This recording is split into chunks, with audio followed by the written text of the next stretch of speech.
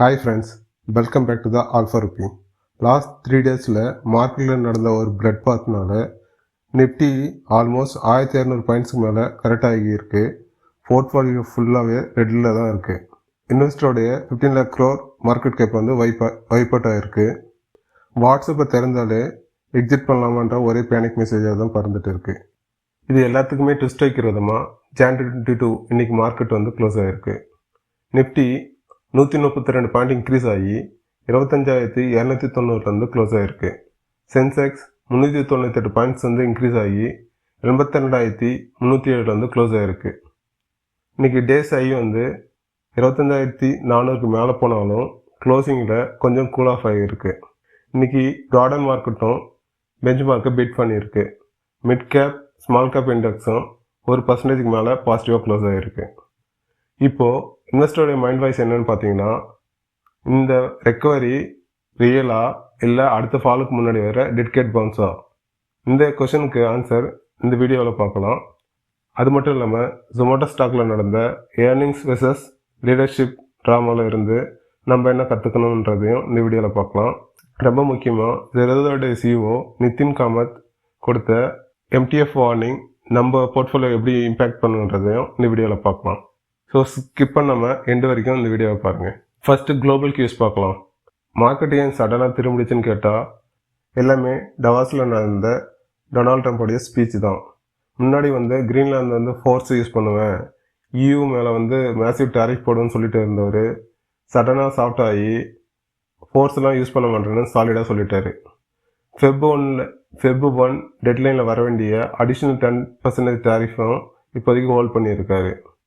இதனால் குஷியான global market வந்து risk of மூடில் இருந்து ரிஸ்க் ஆன் மோடுக்கு வந்துருச்சு.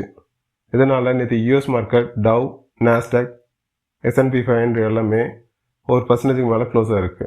அது மட்டும் இல்லாமல் இந்தியன் மார்க்கெட்டை குஷிப்படுத்துகிற விதமாக சில நியூஸஸ் சொல்லியிருக்காரு. I have a great respect for Indian prime minister. PM Modi is a fantastic man and a friend of mine. We are going to have a great deal with India அப்படின்னு சொல்லியிருக்காரு. US எலெக்ஷனுக்கு வந்து prime minister போய் கேன்வாஸ்லாம் பண்ணார். அதுக்கப்புறம் இப்போ தான் வந்து பிரைம் மினிஸ்டரை பற்றி நல்ல விதமாக அவர் பேசுகிறாருன்னு நினைக்கிறேன்.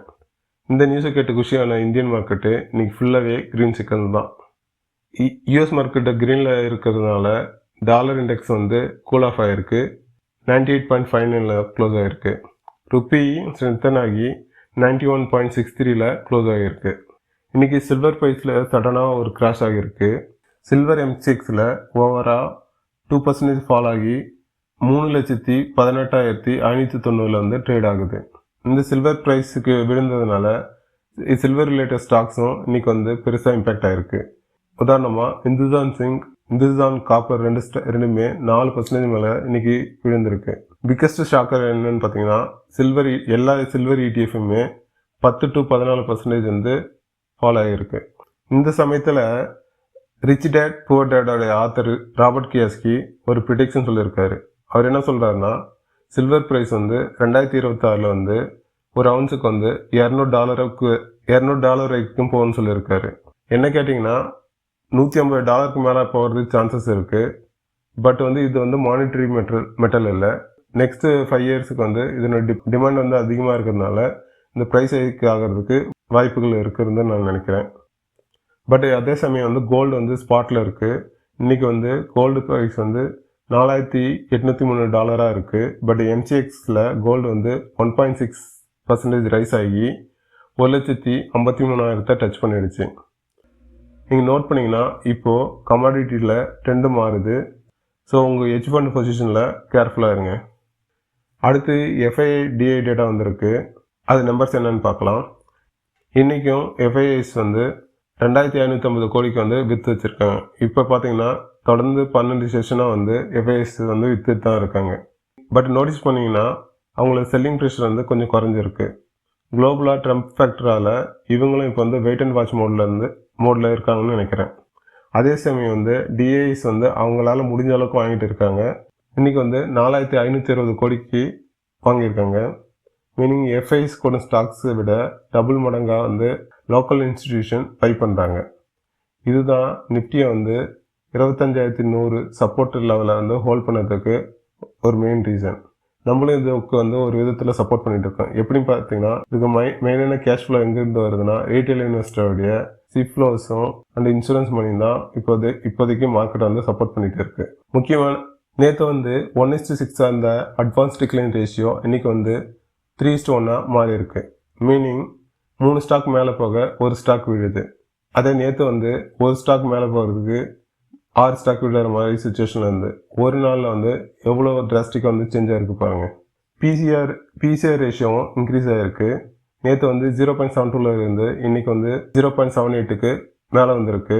இது என்ன இண்டிகேட் பண்ணுதுன்னா மார்க்கெட்டோட சென்டிமெண்ட் இப்போ வந்து டீப் பேனிக்கில் இருந்து காஷன் மோடுக்கு மூவ் ஆகிருக்கு. அடுத்தது வந்து சில ஸ்டாக்ஸோட ரிசல்ட்ஸ் அண்ட் அதனுடைய பர்ஃபார்மன்ஸை பார்க்கலாம். ஃபர்ஸ்ட் வந்து டாக்டர் ரெட்டிஸ் பர்ஃபார்மன்ஸ் பார்க்கலாம். நேற்று வந்து இந்த ஸ்டாக்ஸோட ரிசல்ட்ஸை பார்த்துருந்தோம். ப்ராஃபிட் ஆஃப்டர் டேக்ஸ் வந்து 1209 கோடி வந்து இருந்துச்சு. எஸ்டிமேட் பண்ண 1132 கோடி வந்து பீட் பண்ணிடுச்சு. பட் வந்து எபிட்டா மார்ஜின் வந்து ஸ்லைடாக டிப்பாக இருந்துச்சு. இன்றைக்கி எப்படி இந்த ஸ்டாக் வச்சு செய்வாங்கன்னு நினச்சேன். பட் வந்து இந்த ஸ்டாக் இன்றைக்கி வந்து 5% மேலே போய் சூப்பர் பர்ஃபார்மன்ஸை கொடுத்துருக்கு. அதே சமயம் நேற்று பிளாக் பஸ்டர் ரிசல்ட்டை கொடுத்த ஜொமேட்டோ ஸ்டாக் வந்து இன்றைக்கி வந்து 10% கிராஷ் ஆகிருக்கு. அதுக்கு என்ன ரீசன் பார்த்தீங்கன்னா ஜொமேட்டோட ஃபவுண்டர் திபேந்திர கோயல் குரூப் சிஇஓவாக ஸ்டெப் டவுன் ஆகுறாரு. லீடர்ஷிப் சேஞ்சினால இன்வெஸ்டர் வந்து கொஞ்சம் பேனிக் ஆகுறாங்க. இந்த லீடர்ஷிப் சேஞ்ச் வந்து ஜொமேட்டோடைய ஷேரில் வந்து லிக்விடிட்டியை வந்து இன்க்ரீஸ் பண்ணணும்னு எதிர்பார்க்குறாங்க. எப்படின்னா சிஇஓட அன்வெஸ்டட் இஎஸ்ஓபி வந்து கம்பெனி புழுக்கு ரிட்டர்ன் ஆகும். அரௌண்ட் 3.3 crore ஷேர் வந்து கம்பெனி புழுக்கு இதனால வரும்னு எதிர்பார்க்குறாங்க. இதனுடைய ஒர்த்து வந்து சுமார் வந்து 1000 கோடியாக இருக்குன்றது எஸ்டிமேட் பண்ணியிருக்காங்க. அடுத்து இந்தியன் பேங்கோடைய ரிசல்ட்ஸ் வந்திருக்கு. அசட் குவாலிட்டி இம்ப்ரூவ் ஆகியிருக்கு. ஸ்லிப்பேஜும் குறைஞ்சிருக்கு. டபுள் டிஜிட் பிஸ்னஸ் குரோத்தால் ஸ்டாக் வந்து இன்றைக்கி வந்து 6% மேலே போயிடுச்சு. வாரியர் எனர்ஜி ரிசல்ட்ஸ் வந்திருக்கு. சாலிட் எபிட்டா கைடன்ஸ் கொடுத்தது மட்டும் இல்லாமல் ப்ராஃபிட் வந்து 1062 கோடி வந்திருக்கு. இது குவார்ட்டருக்கு 26% வந்து அப்பில் இருக்குது. ஸ்டாக்ஸ் வந்து இன்றைக்கி வந்து 10% அப்பாக இருக்குது. ஸோ இன்னும் சில ஸ்டாக்ஸோட குயிக் அப்டேட்ஸ் பார்க்கலாம். இண்டிகோட ப்ராஃபிட் வந்து 78% வந்து விழுந்திருக்கு. ப்ளஸ் வந்து ஃப்ளைட்டோட சார்ஜ்னால கவர்மெண்ட் விபியை வந்து ரிமூவ் பண்ண சொல்லியிருக்காங்க. இந்த சிச்சுவேஷனில் ஃப்ரெஷ் என்ட்ரியாவை அவாய்ட் பண்ணுங்கள். அடுத்து வந்து ஐஏஎஃப்எல் ஃபினான்சியல் பற்றி ஒரு அப்டேட்டு. ஐடி டிபார்ட்மெண்ட்டோடைய ஸ்பெஷல் ஆடிட் ஆர்டர் பண்ணதுனால ஸ்டாக் வந்து இன்றைக்கி வந்து 14% ட்ரங்க் ஆகிருக்கு. அடுத்தது வந்து ஜாய்டஸ் லைஃப் சயின்சஸை பற்றி ஒரு அப்டேட் வந்திருக்கு. அவங்க வந்து இஸ்தான் ஒரு வேர்ல்டு ஃபர்ஸ்ட் கேன்சர் பயோசிமிலரை லான்ச் பண்ணுறாங்க. இது வந்து கம்பெனிக்கு ரொம்ப பாசிட்டிவாக இருக்கும். உங்களுக்கு சான்ஸ் கிடைக்கிறப்ப இந்த ஸ்டாக் வந்து கன்சிடர் பண்ணுங்கள். அடுத்தது செக்டரல் அப்டேட் பார்த்தீங்கன்னா பிஎஸ்சி பேங்க்ஸ் அந்த ஃபார்மா செக்டரில் 90 day and 3 days losing streak வந்து பிரேக் பண்ணியிருக்காங்க. அதே சமயம் வந்து ரியாலிட்டியுடைய சோகம் இன்னும் கண்டினியூ ஆகுது. 4 consecutive டேவாக இன்னும் ரியாலிட்டி செக்டர் வந்து ஃபாலோ ஆகிட்டு தான் இருக்குது. நேற்று வீடியோவில் பார்த்தோம் லோதா டெவலப்பர்ஸ் வந்து ஒரு டேட்டா சென்டர் அப்டேட் கொடுத்துருந்தாங்க. அது வந்து ரியாலிட்டி வந்து பூஸ்ட் பண்ணுன்ட்டு எதிர்பார்த்தோம். பட் ஸ்டில் வந்து இந்த சோகம் ரியாலிட்டி செக்டரில் இந்த சோகம் கண்டினியூ ஆகுது. அடுத்து நிஃப்டியோட டெக்னிக்கல்ஸ் பார்க்கலாம். நேற்று நம்ம வீடியோவில் பார்த்த மாதிரி 25,100 to 25,150 வந்து 150 ரேஞ்ச் வந்து மார்க்கெட்டுக்கு வந்து ஸ்ட்ராங் சப்போர்ட்டாக ஆக்ட் ஆகுது. நிஃப்டி இன்னைக்கு வந்து அக்யூரேட்டாக வந்து 200 டே எக்ஸ்போனென்ஷியல் மூவிங் ஆவரேஜ் வந்து ரெஸ்பெக்ட் பண்ணியிருக்கு. அடுத்து அதிகமாக கேட்கப்படுற கொஸ்டின் என்னன்னு பார்த்தீங்கன்னா இப்போ வந்து ஸ்மால் கேப் ஸ்டாக்ஸை வந்து வாங்கலாமா? ஹிஸ்டாரிக் பேட்டர்ன் பார்த்தீங்கன்னா நிஃப்டி 50 பாட்டம் ஃபார்ம் ஆகும்போது தான் ஸ்மால் கேப் 250 வந்து பாட்டம் அவுட் ஆகும். இப்போ 2 இண்டஸ்ட்ரீஸுமே ஒரு சிங்க்ரனைசேஷனில் இருக்குது. So quality small caps accumulate பண்ண இது கரெக்டான டைம். நோட் பண்ணுங்கள், குவாலிட்டி ஸ்மால் கேப் ஸ்டாக்ஸ். எல்லா ஸ்டாக்ஸும் வாங்கிட்டு நல்லா பர்ஃபார்ம் பண்ணு பார்த்தீங்கன்னா கண்டிப்பாக நடக்காது. மார்க்கெட் சப்போர்ட் வந்து டிஃபெண்ட் ஆகியிருக்கு. பட் கிளியர் ரிவர்சல்னு சொல்ல முடியாது டில் வி கிராஸ் 25,500. ஸோ இப்போ ஸ்ட்ராட்டஜி என்னென்னா SIP mode on, panic mode off. Friends, listen this carefully. ஜெரோதாவுடைய சிஇஓ நிதின் காமத் வந்து ஒரு வார்னிங் கொடுத்துருக்காரு. எம்டிஎஃப் மார்ஜின் ட்ரேடிங் ஃபெசிலிட்டி இப்போ வந்து 1.1 lakh crore தாண்டிடுச்சு. இது 2009 வெறும் 20,000 கோடி தான் இருந்துச்சு. 6 வருஷத்தில் 5 மடங்காக க்ரோத் ஆகிருக்கு. இதனால் என்ன ரிஸ்க்குன்னு கேட்டிங்கன்னா மார்க்கெட் விடும்போது இந்த மார்ஜின் ஃபண்டிங்கில் வாங்கினவங்க எல்லாம் ஃபோர்ஸ் செல் பண்ண வேண்டியது வரும். அது மார்க்கெட்டை இன்னும் கீழே தான் தள்ளும். ஸோ அவர் என்ன சொல்கிறாருன்னா, லிவரேஜை அவாய்ட் பண்ணுங்கள், கேஷில் இன்வெஸ்ட் பண்ணுங்கள். நானும் அதுதான் சொல்கிறேன். தயவு செய்து கடன் வாங்கி இன்வெஸ்ட்மெண்ட்டோ ட்ரேடிங்கோ பண்ணாதீங்க. அது ஒருபோதும் வெல்த்தை வந்து க்ரோ பண்ணவே பண்ணாது. அதுக்கு மாறாக வெல்த்தை வந்து டெஸ்ட்ராய் தான் பண்ணும். ஓகே, இப்போ நம்ம எண்ட் ஆஃப் த வீடியோக்கு வந்துட்டோம். மார்க்கெட் பாட்டம் ஃபார்ம் ஆக ட்ரை பண்ணுது. பட் குளோபல் ஈவெண்ட்ஸ் ஃபெப்ரவரியில் வந்து யூ டெரிஃப் டெட்லைன்ஸ் இருக்குது. ஸோ அது வந்து க்ளோஷராக மானிட்டர் பண்ணுங்கள். மார்க்கெட் ரெக்கவரி சிக்னல் கொடுத்தாலும் சேஃப் பிளேயர் தான் முக்கியம். இப்போ என்ன ஸ்ட்ராட்டஜினா, quality stocks like doctor Reddy's, BEL, Indian bank அதுபோல் நல்ல ரிசல்ட்ஸை கொடுத்த ஸ்டாக்ஸை வந்து அக்குமுலேட் பண்ணுங்கள். பட் 20-30% வந்து கேஷாக வச்சுருங்க. ஏன்னா இந்த குளோபல் ஈவெண்ட்ஸ் வந்து நம்ம க்ளோஸாக மானிட்டர் பண்ணி அதுக்கேற்ற மாதிரி டெப்ளாய் பண்ணலாம். அது மட்டும் இல்லை, February 1 வந்து இந்தியாவோட பட்ஜெட் இருக்குது. அதுக்கு எப்படி ப்ரிப்பேர் ஆகலான்றதை நெக்ஸ்ட் வீடியோவில் பார்க்கலாம். இந்த வீடியோ உங்களுக்கு யூஸ்ஃபுல்லாக இருந்தால் லைக் பண்ணுங்கள், ஷேர் பண்ணுங்கள், கமெண்ட் பண்ணுங்கள். இன்வெஸ்ட்மெண்ட்டில் ரொம்ப முக்கியமானது கேபிட்டலை ப்ரொடக்ட் பண்ணுறது தான்.